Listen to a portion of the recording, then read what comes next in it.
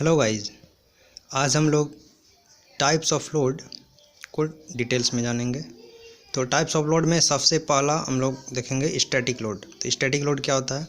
The magnitude and direction of an applied load remains constant with respect to time. अगर किसी load को अगर apply कर रहे हैं, अगर उस लोड का मैग्नीट्यूड मीन्स उसका जो वैल्यू है वो, और उसका डायरेक्शन किस डायरेक्शन में अप्लाई हो रहा है, ये अगर सेम है विथ रिस्पेक्ट टू टाइम के रिस्पेक्ट में, तो ये लोड जो है उसको हम लोग स्टैटिक लोड बोलेंगे। स्टैटिक लोड दो तरह का होता है, एक डेड लोड, दूसरा gradually applied load. Dead load में क्या होता है, इसका जो मैग्नीट्यूड होता है हमेशा कांस्टेंट रहता है। जैसे कि किसी ऑब्जेक्ट का वेट, अगर ये कोई ऑब्जेक्ट है, इसका अगर वेट 50 न्यूटन है, तो ये हो गया इसका डेड लोड। ठीक।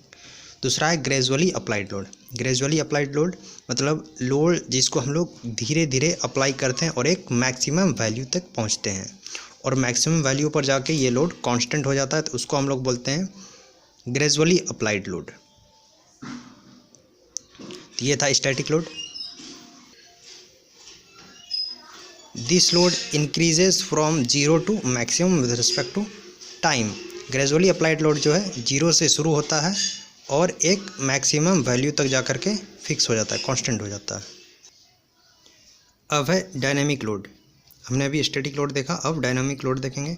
तो डायनेमिक लोड मेनली दो तरह का होता है, एक इम्पैक्ट लोड, दूसरा फटीग लोड या साइक्लिक या वेरिएबल लोड। तो इम्पैक्ट लोड क्या होता है?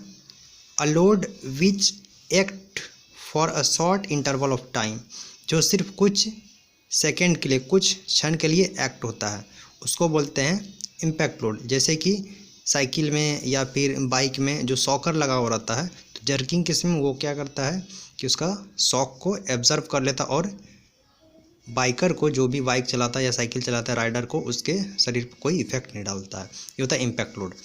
अब है फटीग लोड। फटीग लोड को हम लोग साइक्लिक लोड भी कहते हैं या फिर वेरिएबल लोड भी कहते हैं। तो फटीग लोड क्या होता है? A load whose magnitude and direction changes with respect to time and they are repeatedly applied. Fatigue load क्या होता है कि जो लोड, उसका डायरेक्शन और magnitude, direction as well as magnitude दोनों चेंज होता है विथ रिस्पेक्ट टू टाइम, और वो लगातार रिपीट करते रहता है अपने आप को, तो उसको हम लोग बोलते हैं फटीग लोड।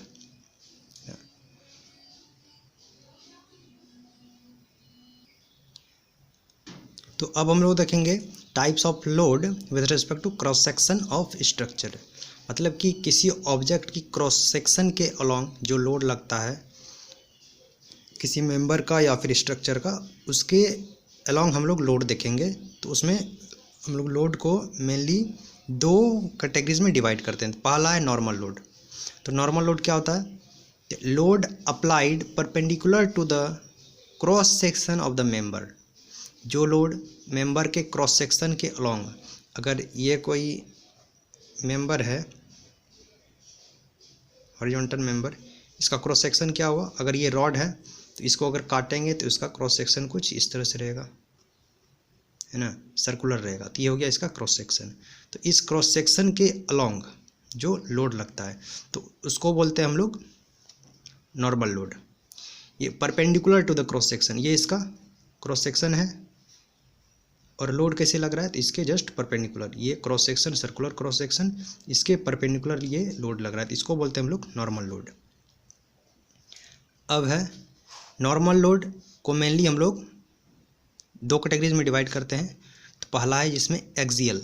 तो एक्सियल लोड क्या है? The normal load applied along the axis of the member.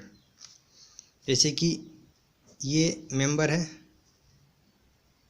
इसका एक्सिस ये, तो इस एक्सिस के अगर अलोंग हम लोग, इस एक्सिस के अलोंग लोड अगर लगाते हैं, ये लोड भी है ना, या तो कंप्रेसिव हो या तो फिर टेंसाइल हो, तो इसको बोलते हैं एक्सियल लोड।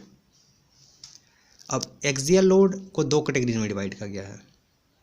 तो axial tensile load, axial tensile load और दूसरा एक्सियल कंप्रेसिव लोड।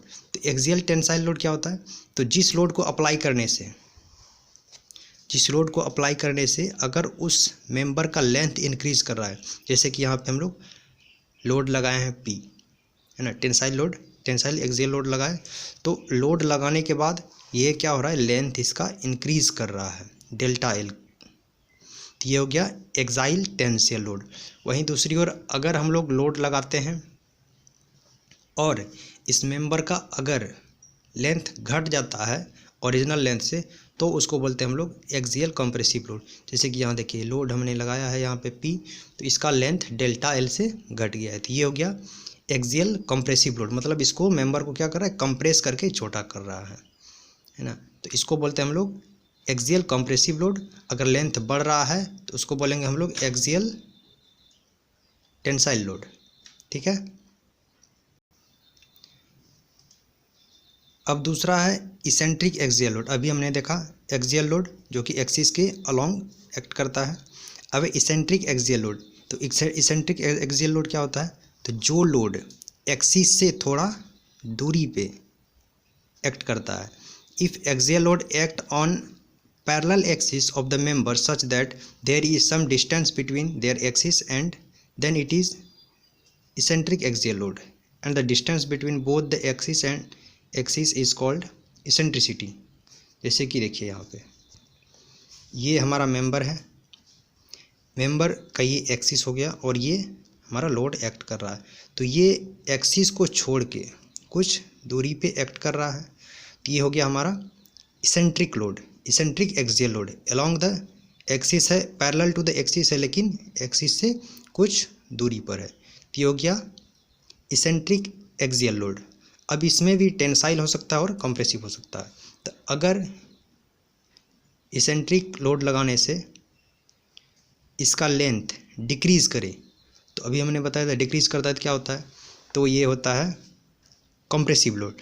तो इसेंट्रिक कंप्रेसिव लोड, और ये जो डिस्टेंस देख रहे हैं, ये डिस्टेंस को बोलते हैं हम लोग इसेंट्रिसिटी, इसेंट्रिसिटी बोलते हैं। इसको हम लोग फाइंड करते हैं E = m/p। यहाँ पर m जो है मोमेंट हो जाएगा इस लोड का, और p जो है हमारा लोड हो जाएगा। तो ये होता है इसेंट्रिसिटी का फॉर्मूला।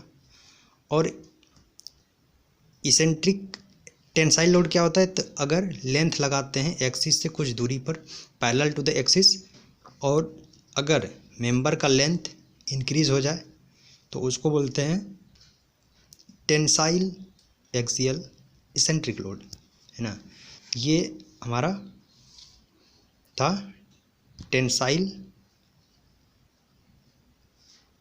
ये हमारा था कंप्रेसिव इसेंट्रिक एक्सियल लोड, और ये हमारा एग्जांपल है इसेंट्रिक टेंसाइल एक्सियल लोड का। ठीक है, ये हमारा फार्मूला हो गया इसेंट्रिसिटी का। सो उम्मीद है कि आप लोगों को समझ में आया होगा। थैंक यू, और ज़्यादा से ज़्यादा वीडियो को लाइक करें, सब्सक्राइब करें और शेयर करें, अपने दोस्तों में भी शेयर करें ताकि आगे और भी वीडियो बनाएं। थैंक यू, और कमेंट करके ज़रूर बताएं वीडियो आपको कैसा लगा।